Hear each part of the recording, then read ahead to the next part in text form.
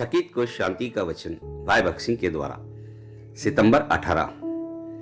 यदि मेरी प्रजा के लोग जो मेरे कहलाते हैं दीन होकर प्रार्थना करें तो मैं स्वर्ग में से सुनकर उनका पाप क्षमा करूंगा और उनके देश को चंगा करूंगा।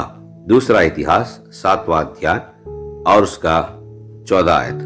जब नहम्याह ने सुना कि यरूशलेम नगर और उसके फाटक जल गए हैं और शहरपनाह टूट गई है तो वह आंसू बहाकर और उपवास के साथ प्रार्थना करने लगा।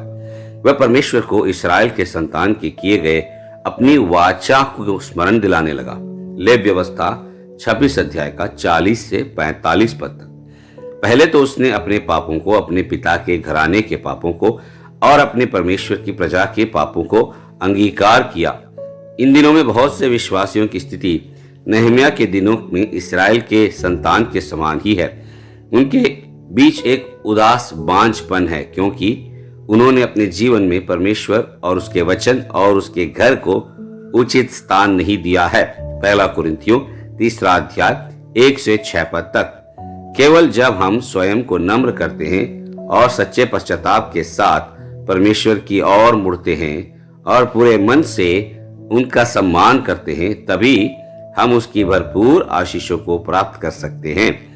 जब हम परमेश्वर के सामने कांपते हुए और अपने पापों को स्वीकार करते हैं तो परमेश्वर हमारी प्रार्थना सुनते हैं और हमारे पापों को क्षमा करते हैं और हमें आशीष देते हैं। दूसरा इतिहास 7वां अध्याय 14 पद में परमेश्वर के वाचा पर विश्वास करना। नहम्याह शोक और उपवास के साथ कुछ दिनों के लिए प्रार्थना करने लगा।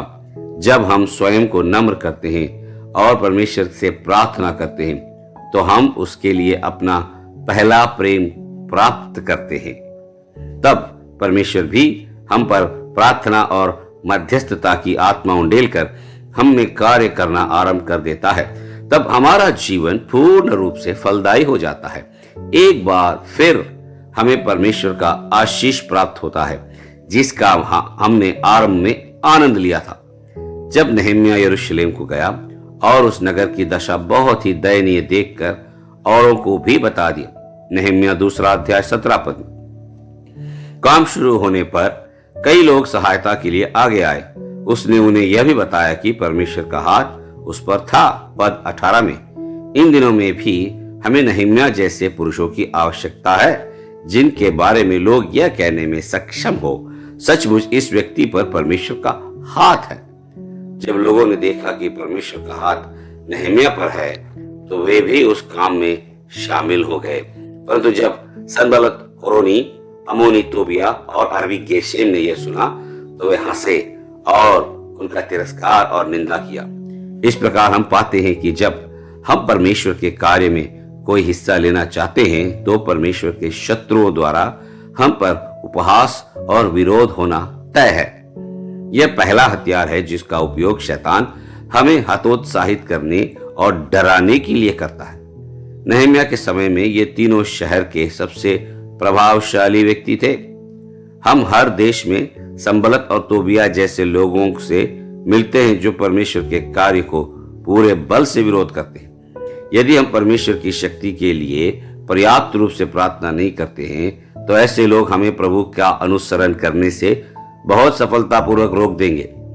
नहम्याह ने प्रार्थना के द्वारा इन सभी बाधाओं को पार किया। उसने उनकी बातों पर ध्यान नहीं दिया लेकिन अपना मन परमेश्वर पर लगा रखा था। इस कारण वह बड़े विश्वास के साथ कह सका, स्वर्ग के परमेश्वर वह हमें सफल करेगा, इसलिए हम उसके रास खड़े होकर निर्माण करेंगे। पद 20 में। जो लोग नए सिरे से जन्म नहीं लेते हैं और संसारिक मन वाले होते हैं वे बहुत चतुर प्रतीत होते हैं लेकिन उनका परमेश्वर के कार्य में कोई हिस्सा नहीं है क्योंकि उन्हें उसके द्वारा बुलाया नहीं गया है। बहुत से लोग परमेश्वर की आज्ञा का पालन करते हैं लेकिन जब कठिनाइयां आती है तो वे परमेश्वर पर भरोसा करने के बजाय अमीर लोगों का पक्ष लेने में अधिक भरोसा करते हैं। परमेश्वर के लोगों को किसी भी परिस्थिति में अधर्मी और संसारिक लोगों पर निर्भर नहीं रहना चाहिए। प्रार्थना और परमेश्वर के प्रति पूर्ण आज्ञाकारिता की सहायता से हम निश्चित रूप से उस शत्रु को पराजित कर सकते हैं जो परमेश्वर के कार्य के लिए एक साहसी कदम उठाने पर हमें रुकावट डालने और डराने का प्रयास करता है। इस प्रकार प्रार्थना के द्वारा परमेश्वर पर निर्भर रहने से नहम्याह ने न केवल शत्रु के विरोध का सामना किया था, बल्कि उसे पराजित भी किया था।